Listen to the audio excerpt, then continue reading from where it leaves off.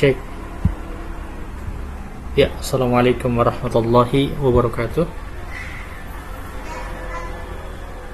Waalaikumsalam warahmatullahi wabarakatuh. Ya, alhamdulillah, salatu wassalamu ala rasulillah wa ala alihi wa ashabihi wa man tabi'ahum bi ihsanin ila yaumiddin wa ba'du. Allahumma faqihna fid din wa alimna ta'wil. Allahumma rabbana zidna ilma warzuqna fahma. Allahumma inna nas'aluka ilman nafi'a wa la yunsa. Rabbi syrah li sadri wa yassir li amri wahlul 'uqdatam min lisani yafqahu qawli. Kita bersyukur kepada Allah karena Allah masih memberikan kesempatan kepada kita untuk bisa bertemu kembali. Sebagaimana hadis Nabi Shallallahu Alaihi Wasallam, siapa yang Allah inginkan kebaikan padanya, maka Allah akan mudahkan dia untuk memahami agama ini. Dan diantara maksud memahami agama ini, Allah mudahkan kita untuk bisa bermajelis ilmu, bisa menuntut ilmu agama, sebagaimana yang kita lakukan pada kesempatan kali ini. Salawat serta salam semoga senantiasa tercurah kepada Nabi kita Muhammad Sallallahu Alaihi Wasallam. Beliau merupakan suri tauladan yang terbaik bagi kita semua. Pada kesempatan kali ini kita akan melanjutkan pembahasan kita yang sudah masuk di surat An-Nisa ayat yang ke-143. Sebagaimana pada pertemuan sebelumnya kita akan membahasnya sampai 145, 3 ayat ya. Bisa dilihat di Qur'annya masing-masing. Dan kalau admin bisa untuk membagikan, silakan dibagikan. Ya, Allah Subhanahu wa taala berfirman di ayat yang ke-143, A'udzu billahi minasyaitonir rajim. Mudzadzabina baina dzalika la ilaha ula'i wa la ilaha ula wa may yudlilillahu falan tajida lahu sabila. Allah Subhanahu wa taala menyebutkan mereka dalam keadaan, ini tentang orang-orang munafik ya, tentang orang-orang munafik ini. Nah, ini sudah dibagikan sama admin. Jadi mereka orang-orang munafik itu dalam keadaan ragu antara yang demikian, iman atau kafir. Tidak termasuk golongan orang beriman ini dan tidak pula golongan orang kafir itu. Siapa yang dibiarkan sesat oleh Allah karena tidak mengikuti tuntunannya dan memilih kesesatan, kamu tidak akan menemukan jalan untuk memberi petunjuk baginya. Jadi Allah sebutkan ini tentang orang-orang munafik, sampai Allah menyebutkan mudzadzabina. Mudzadzabina itu kayak gelombang. Jadi kayak tidak ada kepastian dia. Yang ada pada hatinya itu hanya keraguan saja. Kalaupun dia ingin menetap pada sesuatu, dia menetapnya bukan karena dia meyakini sesuatu itu, tapi dia mempertimbangkan apa yang bisa dia dapatkan ketika dia menetap pada sesuatu itu, pada pendirian itu. Apa yang bisa dia dapatkan? Yang menjadi pertimbangan dari apa yang bisa dia dapatkan itu tentu masalah materi ya, tentang materi duniawi. Itu orang-orang munafik. Nah, ini yang disebut dengan mudzadzabina. Jadi kenapa mereka sampai memiliki hati yang tidak tetap ya? Kalau disebut beriman, mereka tidak beriman karena masih meyakini ada keyakinan selain daripada masih ragu dengan keyakinan Islam itu sendiri. Dan sebaliknya pula, kenapa mereka sampai tidak sepenuhnya menjadi orang kafir, karena mereka merasa bahwa ada keuntungan secara materi ketika mereka itu bersama dengan orang-orang yang beriman. Ya, begitu. Jadi ada keuntungan secara materi ketika mereka bersama dengan orang-orang yang beriman. Jadi orang-orang munafik ini mereka menolak sebagian dan menerima sebagian, dan mereka pula menolak sebagian. Jadi di masa Nabi mereka melakukannya semata-mata untuk materi saja, mendapatkan keuntungan materi. Sebagaimana yang pernah saya singgung pada pertemuan yang sebelumnya, di waktu perang Badar, ketika para sahabat itu pulang dari Badar, kemudian mereka sampai di Madinah, maka orang-orang munafik ini mengatakan, bukankah kami bersama dengan kalian? Jadi tujuan mereka mengatakan seperti itu untuk bisa mendapatkan harta ghanimah yang dibawa oleh para sahabat. Sebaliknya pada saat perang Badar, pada saat perang Uhud, yang dimana orang-orang beriman di situ hampir kalah ya. Jadi pada perang Uhud itu terjadi dua fase waktu. Pada fase pertama di Uhud itu orang-orang yang beriman itu menang, tapi pada fase yang kedua orang-orang kafir itu yang justru menang, dan orang-orang yang beriman itu kalah. Karena beberapa sahabat itu atau puluhan sahabat itu mereka syahid, mati ya. Nah, di saat itu orang-orang munafik datang kepada orang-orang kafir, lalu kemudian mereka mengatakan, bukankah kami ini bersama dengan kalian dan kami memudahkan kemenangan atas kalian, begitu. Nah, inilah orang-orang munafik, begitu ya. Itu munafik di masa Nabi. Itu munafik di masa Nabi. Kalau sifat munafik di masa kita hari ini, itu kalau tadi kan kalau munafik di masa Nabi karena tujuannya kan materi. Kalau di masa kita itu karena terpengaruh oleh informasi-informasi yang membawa dia pada sifat kemunafikan, sehingga dia tidak meyakini, sehingga dia tidak menetap pada Islam itu sendiri. Begitu kalau di hari ini ya. Mungkin juga ada orang yang gimana ya, gini deh, jadi orang munafik itu di hari ini bisa ada karena dia tidak memiliki ilmu agama yang kuat.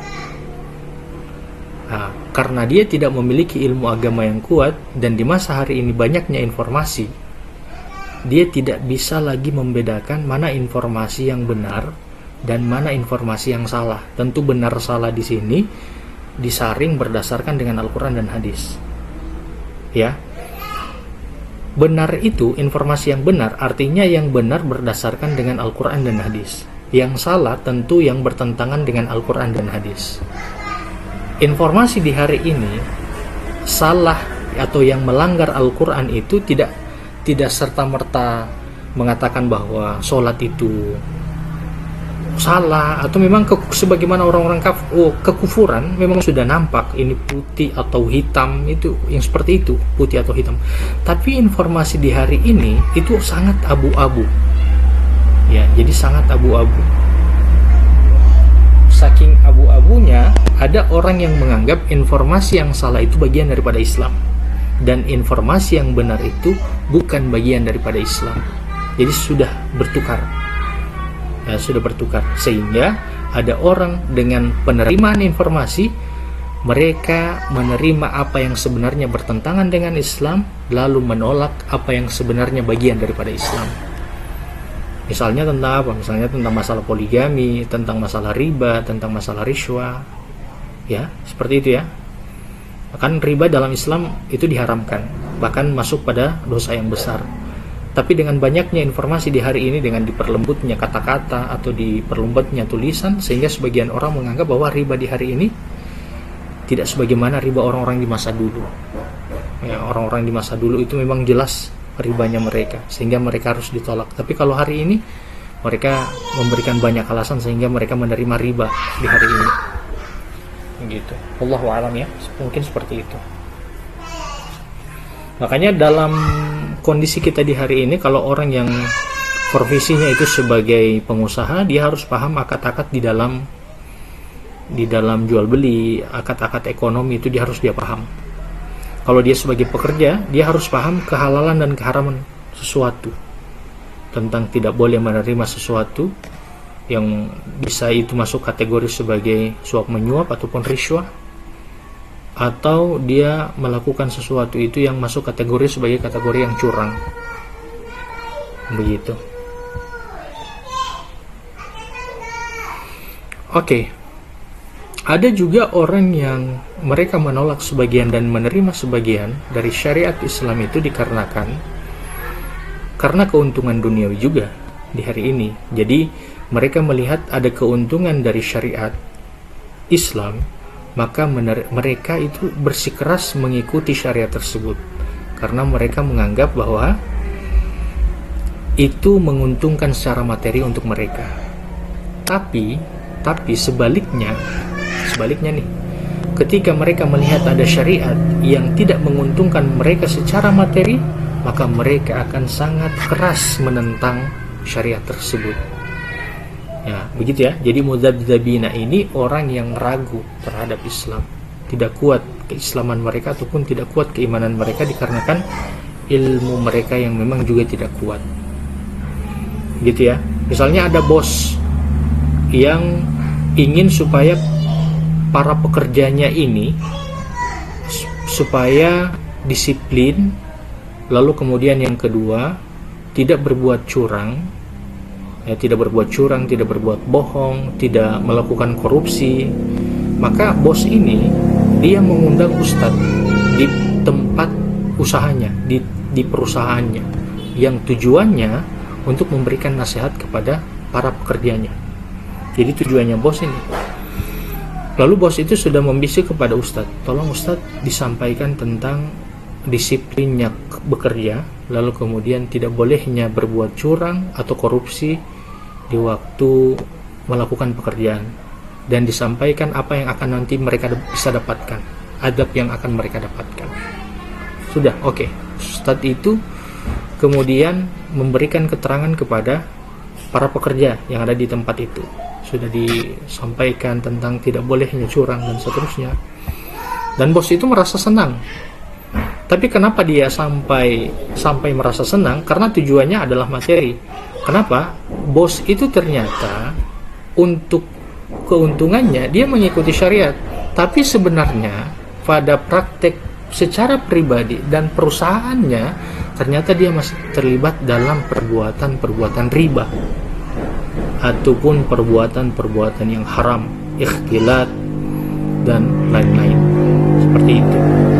Ya, jadi jangan kita ini sebagaimana orang-orang munafik yang menerima sebagian syariat lalu kemudian kita menolak syariat yang lain hanya karena kita memandang ada keuntungan dunia pada syariat itu.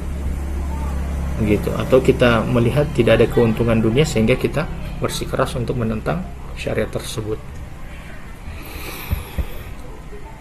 Tapi kita harus ketahui bersama ya, bahwa syariat itu Allah buat sebenarnya untuk memudahkan kita.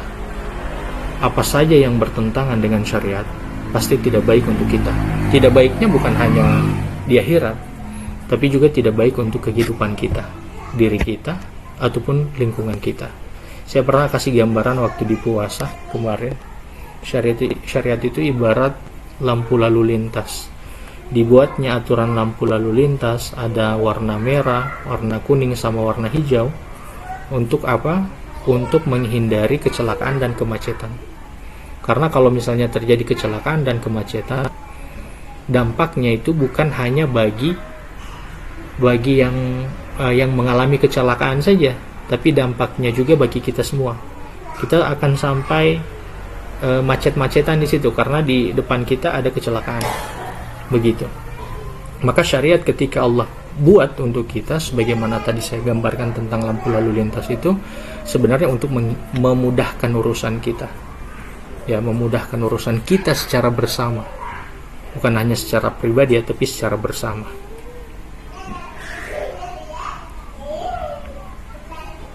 Kemudian Allah katakan, ilaha ulai wala ilaha ula. Jadi tidak termasuk golongan orang beriman dan tidak pula golongan orang-orang kafir. Jadi karena mereka tidak punya penetapan, penetapan ya. Lalu kemudian tidak menetapkanlah bahwa mereka ini sebagai orang-orang yang beriman dan menerima secara sepenuhnya syariat Islam ini, sehingga mereka tidak benar-benar disebut sebagai orang yang beriman. Tapi juga mereka tidak disebut sebagai golongan orang-orang kafir oleh manusia. Tapi Allah memasukkan mereka ke dalam golongannya orang-orang kafir. Tapi kalau di hadapan manusia mereka tidak dimasukkan pada golongannya orang-orang kafir. Karena mereka masih duduk bersama dengan orang-orang yang beriman. Mereka masih duduk bersama dengan orang-orang yang beriman. Bahkan pemimpinnya orang munafik di masa Nabi itu disolatkan oleh Nabi.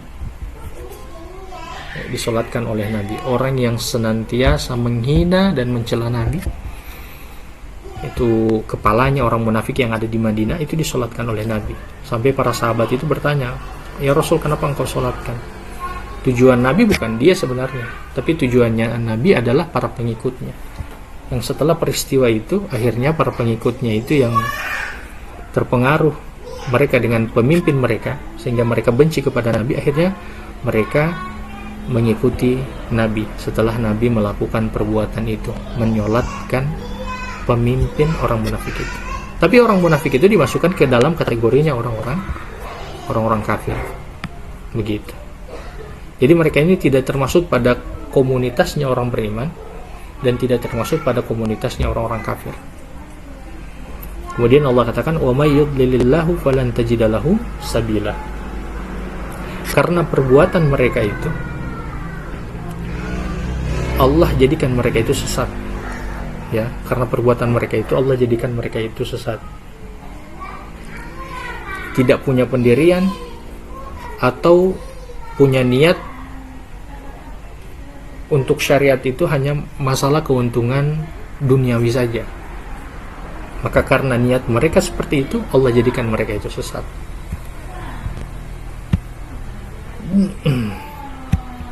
Gitu ya. Jadi Allah jadikan mereka itu sesat karena perbuatan mereka itu. Makanya bagi kita di hari ini, kalau ada orang yang menerima sebagian daripada syariat, lalu kemudian mereka menolak sebagiannya lagi, itu akan membawa dia pada kesesatan. Ya, itu akan membawa dia pada kesesatan. Kalau ada syariat yang belum sampai ke kita, bukan belum sampai informasinya ke kita ya, tapi belum sampai kita memahami hikmah dari syariat itu, maka jangan sama sekali kita menolak syariat tersebut. Atau kalau ada syariat yang kita belum bisa untuk melakukannya, maka jangan kemudian kita menolak syariat itu. Ya, kita harus menerimanya. Kita harus menerimanya. Apapun syariat itu yang ada di dalam Al-Quran maupun hadis. Begitu. Ya, supaya kita tidak menjadi orang-orang yang akan Allah sesatkan. Cuman memang jadi pelajaran untuk kita 143 ini, hati-hati bagi kita untuk menerima informasi. Ya. Ada sebab lain kenapa sampai mereka menjadi orang yang munafik, yang tidak memiliki pendirian. Ini disebut di 144. Silakan 144 admin. Kenapa mereka sampai menjadi muzabzabina?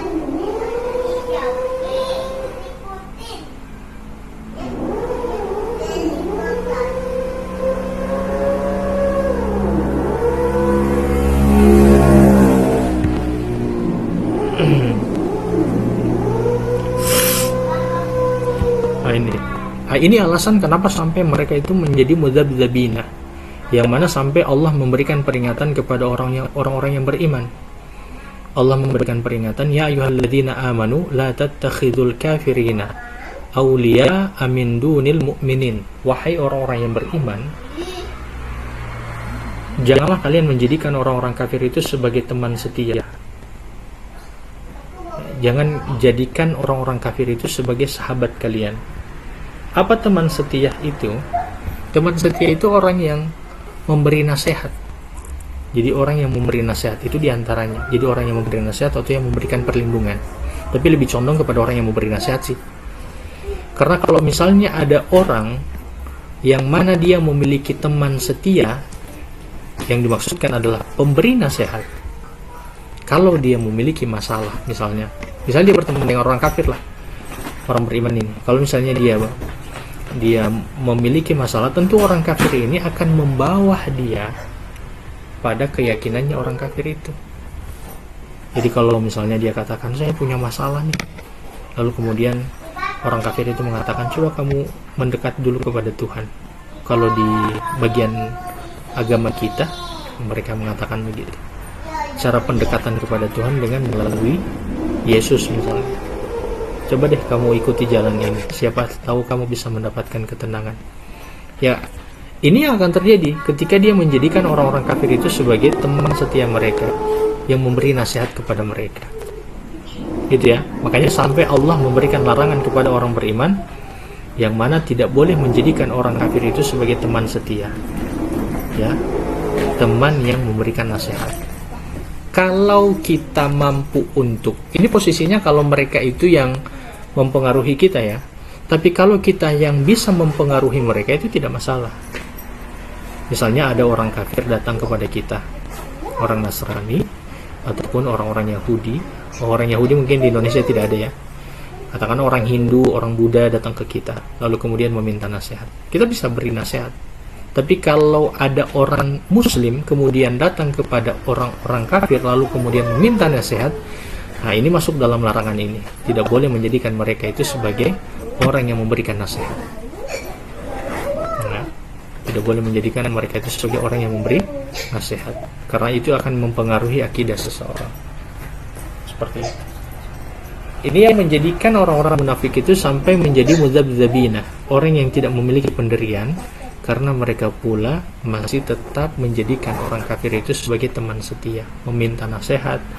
Bahkan orang-orang munafik itu datang kepada orang kafir itu dengan apa yang mereka dapatkan dari Nabi Muhammad. Mereka akan mengatakan, kami dapat dari Muhammad begini. Bagaimana harus sangat hati-hati memilih informasi. Tidak boleh sembarang kita menerima informasi. Apalagi yang saya sebutkan atau saya ulangi, di masa hari ini banyaknya tulisan-tulisan. Makanya bagi kita ini harus kita memperdalam ilmu agama, ilmu Islam, Al-Quran dan Hadis, sehingga kita tidak terpengaruh dengan tulisan-tulisan yang justru menjauhkan kita dari Islam. Selain itu pula kita harus memperhatikan kepada siapa kita berguru, kepada siapa kita belajar. Itu juga harus diperhatikan. Jangan kita belajar kepada Mama Gufron misalnya, ya, karena banyak juga di hari ini orang-orang yang dianggap sebagai orang yang bisa diambil ilmunya, ternyata ilmu itu justru tidak bersesuaian dengan Al-Quran dan Hadis. Jadi pertama, ayat ini ya ayyuhalladzina amanu itu ini menyuruh kita untuk memperhatikan posisi kita dengan orang kafir apabila kita berteman dengan mereka. Yang kedua, menyuruh kita untuk memperhatikan informasi yang kita terima di masa atau di zaman yang terbuka hari ini. Yang ketiga, menyuruh kita untuk memperhatikan dari mana agama kita ini, dari mana ilmu yang kita terima ini. Dipastikan dari orang yang benar, sesuai dengan Al-Quran dan hadis Nabi Sallallahu Alaihi Wasallam. Kemudian yang berikut, admin tadi sudah tidak dibagikan ayatnya.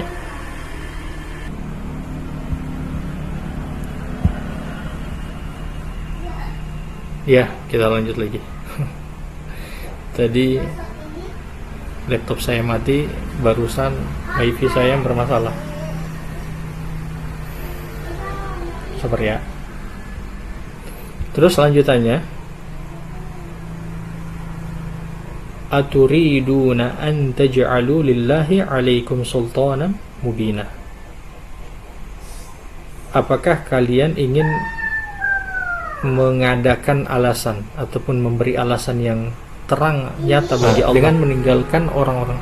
Apakah kalian ingin memberi alasan yang jelas bagi Allah untuk menjatuhkan hukuman atas kalian? Jadi Allah ini mengatakan, jadi jangan kemudian kita menjadikan orang kafir itu sebagai teman dekat kita. Karena kalau misalnya mereka telah mempengaruhi kita, maka akan ada yang sama antara kita dengan mereka. Mungkin tidak pada perbuatan, ya, atau mungkin tidak pada tampilan luarnya. Kita masih terlihat dengan tampilan sebagai seorang muslim. Tapi karena kita itu telah mendapatkan nasihat dari orang kafir ataupun informasi di hari ini yang terbuka, atau ada guru-guru yang salah yang mengajarkan kepada kita lalu kemudian kita terpengaruh dengan itu semua, ternyata sudah mulai ada yang sama dari apa yang kita yakini dengan yang diyakini oleh orang-orang kafir. Ya, begitu. Jadi kalau dilihat dari luaran beda, kita masih muslim dan orang kafir pun dengan tampilan kekufuran atau kekafiran mereka. Tapi kalau dicek dari keyakinan, nampaknya keyakinan mereka itu sudah ada yang sama dengan keyakinannya kita itu sudah ada yang sama dengan keyakinannya mereka. Begitu. Misalnya apa? Misalnya ada beberapa yang sudah kita anggap tidak lagi relevan dengan di kehidupan hari ini. Oh iya benar, kayaknya sudah ini tidak relevan lagi dengan kehidupan hari ini. Syariat ini. Atau memang juga kita sudah mulai ada anggapan yang mana memang kita butuh juru selamat. Kita memang butuh juru selamat. Sehingga amal ibadah kita itu bisa sampai kepada Allah melalui juru selamat ini. Jadi mulai ada seperti itu keyakinan-keyakinan yang sama. Ya, begitu ya. Jadi kekufuran itu bukan hanya dengan apa yang kita lihat dari perbuatan seseorang. Jadi tidak hanya kita lihat dari misalnya dia menyembah patung ataupun dia menyembah tuhan-tuhan yang lain. Tapi kekufuran itu juga dinilai oleh Allah dari apa yang ada pada keyakinannya. Apa yang ada pada keyakinannya dan apa yang dia keluarkan dari lisannya. Karena tingkatannya itu 3. Tingkatan pertama di keyakinan dulu, setelah itu tingkatan keduanya ada di lisan, tingkatan yang ketiga baru pada perbuatan. Nah, kekufuran yang besar itu ada pada perbuatan, kekufuran yang rendah itu ada pada hati.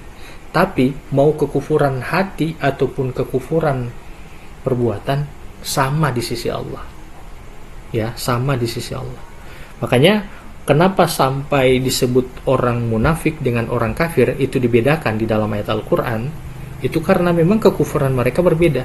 Kalau kekufuran orang kafir, itu kekufuran mereka memang nampak pada perbuatan mereka. Jadi sudah mereka kufur di hati, sudah mereka itu kufur di lisan dengan mengatakan bahwa Nabi Isa itu adalah Tuhan, Uzair itu adalah Tuhan, patung berhala itu adalah Tuhan.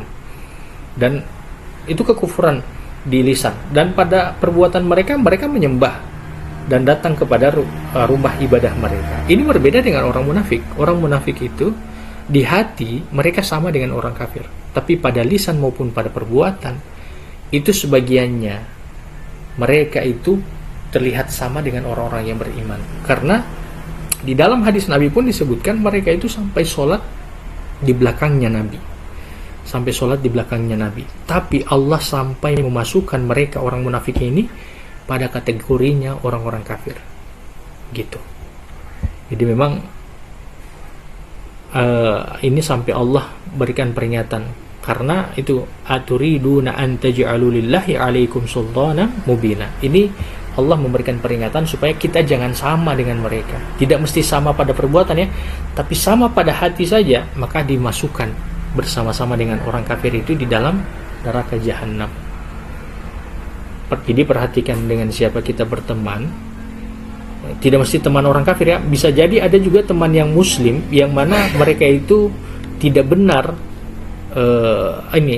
isi kepala mereka lebih condong kepada syariatnya orang-orang kafir. Ada begitu teman muslim tapi mereka itu tidak sejalan dengan syariat Islam, sehingga yang ada di kepala mereka itu hanya apa yang ada pada orang-orang kafir. Jadi hati-hati juga teman seperti itu. Usahakan kita yang mampu mempengaruhi mereka, bukan mereka yang mempengaruhi kita. Kemudian 145 ayat yang terakhir. Admin, oke. Allah katakan ini yang akan mereka dapatkan orang-orang munafik itu. Innal munafiqina fid darkil asfali minan nar. Sesungguhnya orang-orang munafik itu fid darki. Mereka itu akan diberikan ditempatkan di tingkat paling bawah dari neraka jahanam. Nah, kalau di paling bawah itu berarti paling dekat dengan sumber api. Kenapa mereka berada paling dalam? Karena memang kekufuran mereka juga berada di dalam diri mereka, ya, di hati mereka. Itu yang terjadi pada orang-orang munafik. Selain itu, karena mereka juga orang yang mempermainkan agama, ya, mempermainkan agama, tidak sepenuhnya mengikuti Islam atau benar-benar menjadi orang-orang yang beriman. Kemudian Allah katakan walan tajidalahum nasira, dan kalau mereka sudah masuk ke dalam neraka, mereka tidak akan mendapatkan seorang pun sebagai penolong. Mereka tidak akan mendapatkan penolong. Kalau di dunia mereka mungkin mengatakan, oh, kalau mereka misalnya mendapatkan kesulitan, mereka akan mengatakan, bukankah kami ini bersama dengan kalian? Nah, jadi mereka itu membujuk orang beriman maupun orang kafir yang tujuan mereka itu bisa menolong mereka. Tapi kalau nanti di sana tidak ada yang mereka bisa tipu, tidak ada yang bisa mereka tipu, dan tidak ada seorang pun yang bisa menolong mereka. Oke, itu sebagai penutup. Jadi saya ingatkan kembali bahwa ayat ini di kita di hari ini untuk kita lebih berhati-hati, berhati-hati dari informasi yang kita baca ataupun kita terima, dari sumber atau guru-guru yang kita belajar darinya. Yang ketiga, dari teman dekat kita, walaupun mereka bukan orang kafir, tapi perhatikan apa yang ada di dalam isi kepala mereka. Jangan sampai mereka bisa mempengaruhi kita. Bukan larangan untuk berteman dengan mereka, ya, berteman dengan siapapun, bahkan orang kafir. Tapi yang dilarang adalah menjadikan mereka itu sebagai orang yang dekat, yang bisa mempengaruhi kita. Kalau kita mampu untuk mempengaruhi mereka, itu yang lebih baik. Seperti itu. Jadi kemunafikan itu sekedar apa saja yang ada di dalam hati sudah berubah dan tidak sesuai dengan Al-Quran, atau sudah mulai menolak apa yang ada di dalam Al-Quran, dan sudah sejalan dengan orang-orang kafir, maka itu sudah masuk kategori sebagai orang-orang munafik. Walaupun terlihat dari tampilan luar itu sebagai orang-orang beriman. Tentu ayat ini kembali kepada kita dulu, jangan dulu kepada orang lain, ya, kembali kepada kita dulu. Untuk orang lain sebagai bentuk mawas diri, kita jaga-jaga, ya, jangan sampai orang-orang bisa mempengaruhi kita. Mungkin demikian pembahasan kita pada kesempatan kali ini. Kalau ada yang ingin di-sharing, mau bertanya, juga dipersilakan. Silakan semuanya.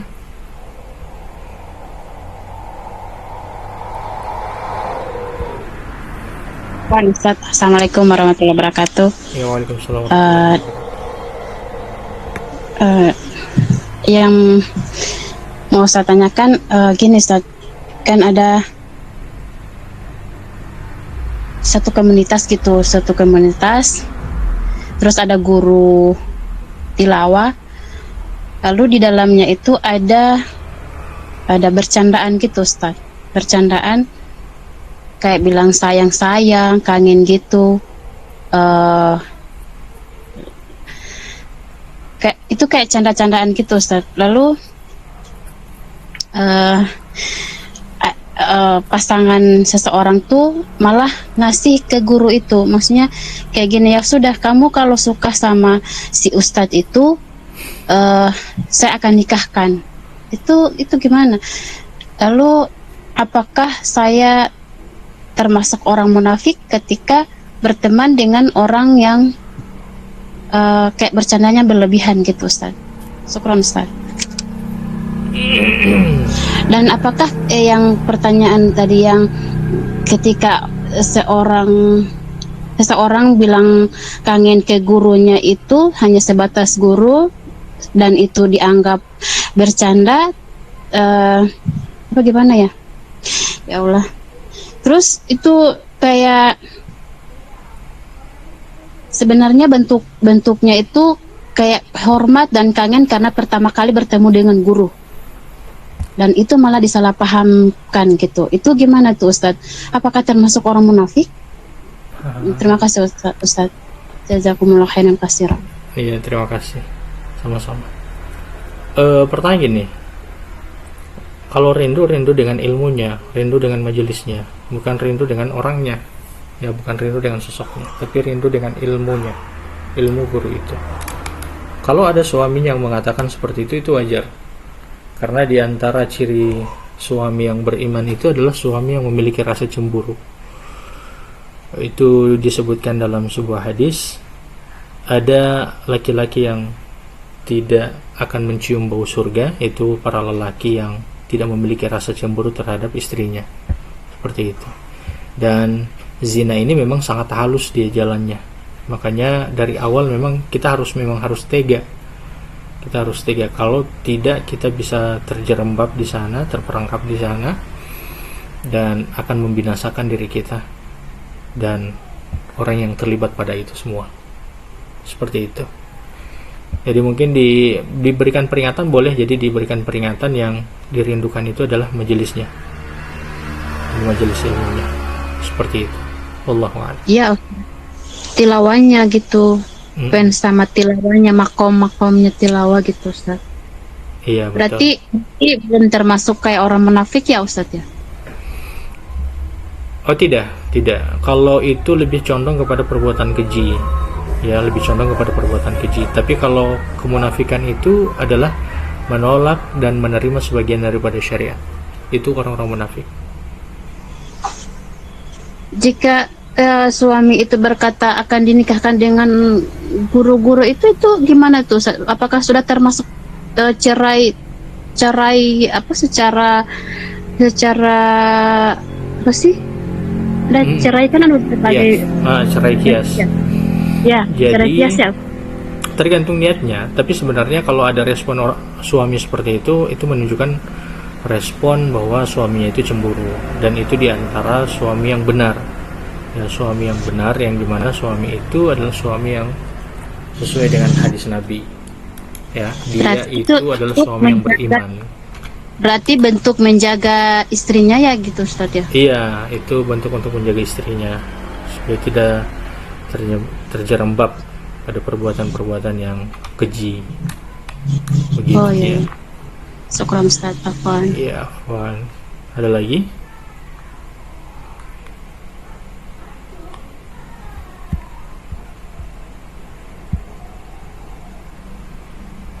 Apakah Allah pernah membenci hambanya Ustadz dikarenakan dosa-dosa?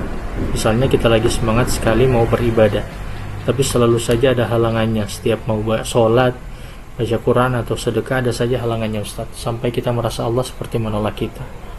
Sebenarnya semua perbuatan dosa kita itu yang menghalangi kita dari nikmatnya ibadah.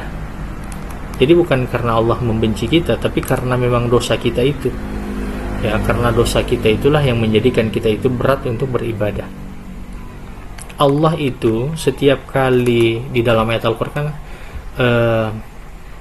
Allah itu Ghafurur Rahim. Allah itu Maha Pengampun lagi Maha Penyayang. Jadi ketika ada orang yang meminta ampun kepada Allah, ada hamba yang meminta ampun kepada Allah dengan sungguh-sungguh, maka Allah akan mencintainya dengan penyebutan Rahim. Allah akan memberikan petunjuk kepadanya. Ya, kalau rahim itu juga kaitan dengan masalah surga. Allah akan memberikan jaminan untuknya di akhirat nanti dengan surga. Ini berbeda dengan manusia. Kalau manusia itu kayak kita lah. Kalau ada orang yang sudah pernah bikin salah, maka kita akan memberikan jarak dengan dia, dan itu tidak masalah sebenarnya. Yang ini menjadi pembeda antara kita dengan Allah. Begitu. Jadi bukan karena Allah benci atau menolak ketika kita merasa bahwa kita tidak menikmati ibadah itu. Justru dosalah yang menjadikan dosa kita itu yang menjadikan kita itu sampai tidak merasakan nikmatnya ibadah atau terhalangnya kita dari ibadah. Seperti itu.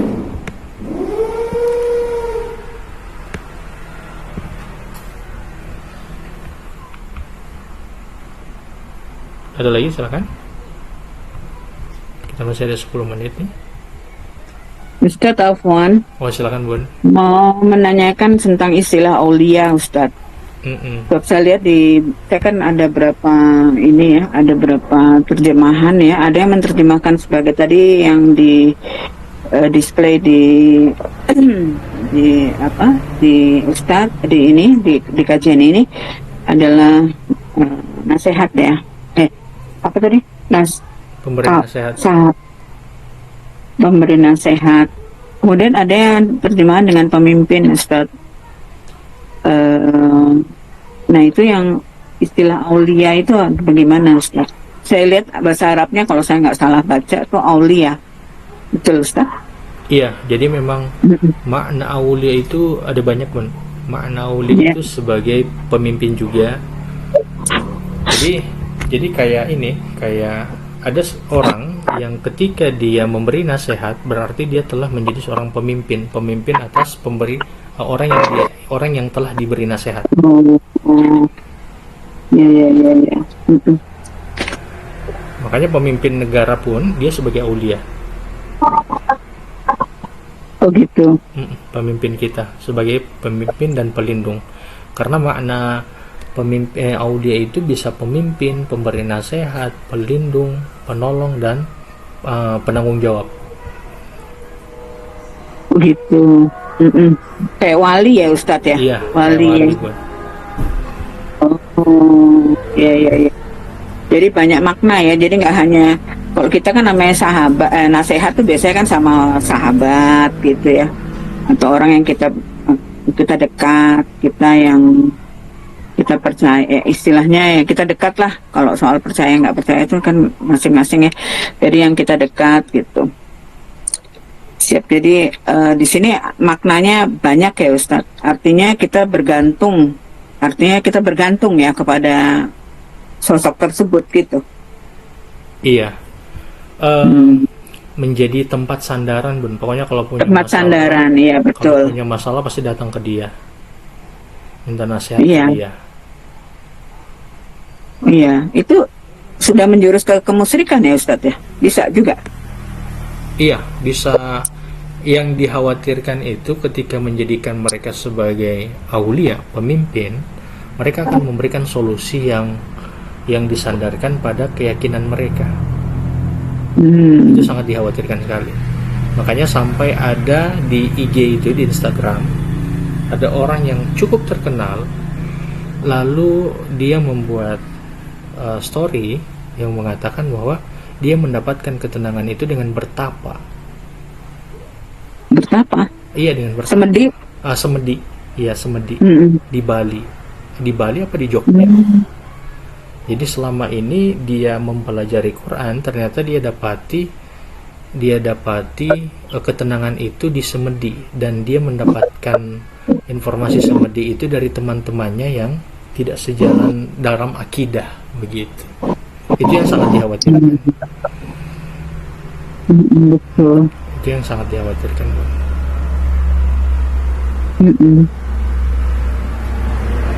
Tapi ya, jadi harus kita yang mempengaruhi itu tidak masalah. Kalau kita yang bisa memberikan pengaruh kepada mereka itu tidak masalah. Kita yang dijadikan pemimpin, kita yang dimintai nasihat, itu tidak masalah. Baik.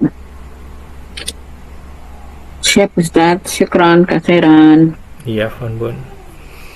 Ini masuk lagi, Afwan Ustaz, di luar tema. Di mana saya membeli barang sama seseorang, tapi barang itu titipan, kemudian karena ada lama belum dibayar, sudah lama belum dibayar, agak lama ya.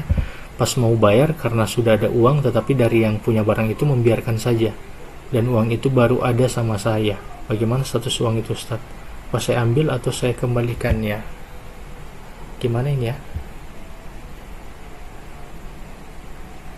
Nanti ini WA pribadi saja. Dimana saya membeli barang sama seseorang, tapi barang itu titipan. Saya membeli barang sama seseorang, kemudian karena ada lama.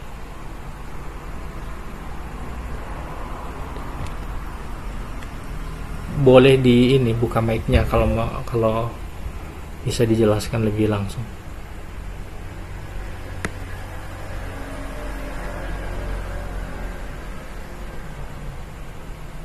Ya, nanti bisa WA pribadi ya.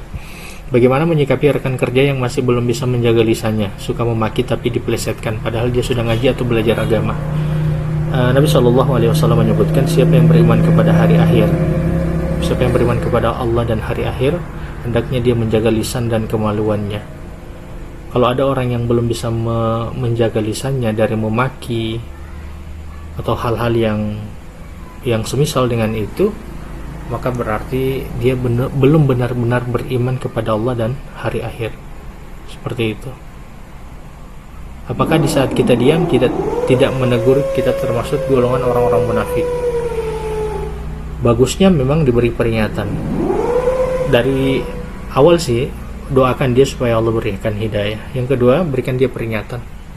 Ya. Kemudian yang ketiga, kalau memang dia tidak mau berubah, beri jarak dengan dia.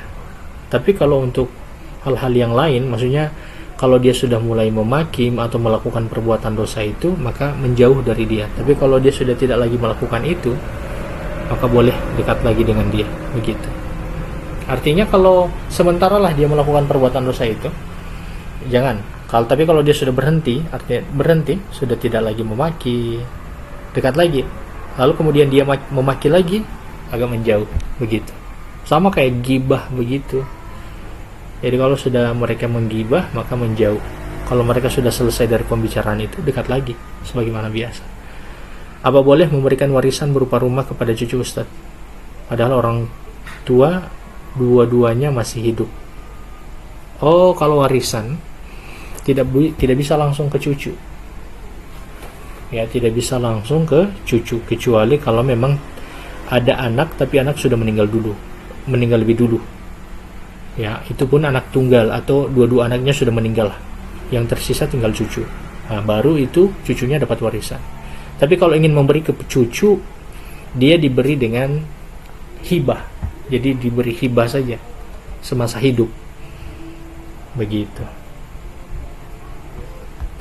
Kalau wasiat pun juga boleh. Jadi wasiatkan kepada cucu, misalnya cucu ini dia dapat warisan. Bukan warisan ya, dia dapat bagian ini kalau misalnya saya meninggal misalnya, seperti itu.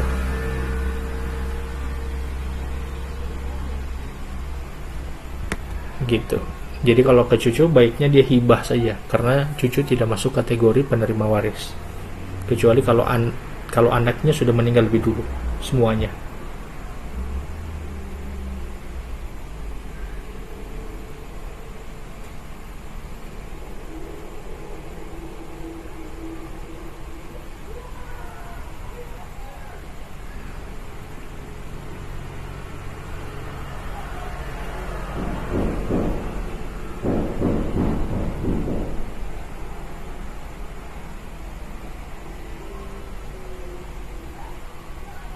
Oke, kalau sudah tidak ada, kita cukupkan pertemuan. Berarti hibah rumah ke cucu boleh Ustaz? Boleh. Tapi namanya hibah itu langsung segera diberikan. Jadi hibah itu bukan hanya sekedar keterangan memberikan, tapi segera sudah semuanya diberikan. Status rumah itu, sertifikatnya sudah diberikan ke cucu. Jadi pemberi tidak lagi menjadi pemilik dari apa yang telah dia hibahkan. Seperti itu. Begitu cara hibah itu. Jadi tidak hanya sekedar ini sudah kamu punya ya, tapi tidak diberi barang itu, langsung diberi. Bahkan kalau ada surat-suratnya langsung dibalik nama. Begitu dia hibah.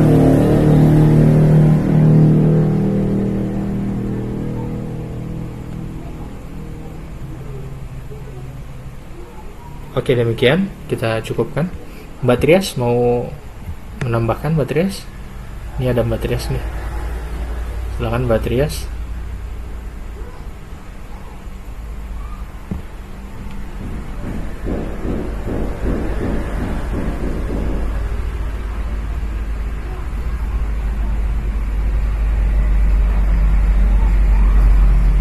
Gimana Mbak Trias? Bisa? Oke, mungkin Mbak Trias masih sibuk ya. Kita cukupkan dengan doa kafaratul majelis. Subhanakallahumma bihamdik, asyhadu an la ilaha illa anta, astaghfiruka. Oh iya. Baik Mbak Trias. Astaghfiruka wa atubu ilaik. Assalamualaikum warahmatullahi wabarakatuh.